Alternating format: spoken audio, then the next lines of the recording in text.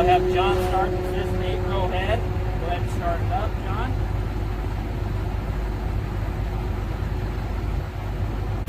Alright, so the ladder was down. Put the ladder up.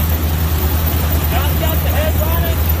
So all the chains, the ears, lighting's in absolutely great condition. Still has lots of paint on it. Really no signs of any spinning in the metal. No stones are all in good shape except this one right here. But John has a brand new replacement that will go on before the new owner takes it. So this little kink one will be gone. Brand new one going on. See guys, head's in absolutely great condition. Have John shut the head down. Again guys, just like everything, taken care of. When it wasn't in the field, it was stored in the shed.